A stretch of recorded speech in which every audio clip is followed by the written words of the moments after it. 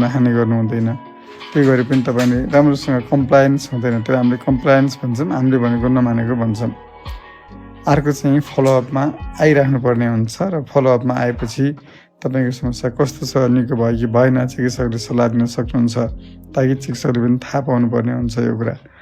र तपाईँहरू हुन्छ नाकको हड्डी बाङ्गो हुँदा one side of nose gets blocked due to nasal cycle true या maybe it is not due to nasal cycle, right? Nasal cycle leads to bilateral intermittent obstruction. Suppose this nose becomes obstructed, कहिलेसम्म ठिक हुन्छ? 2 हप्ता जस्तोमा ठिक हुन्छ हजुर।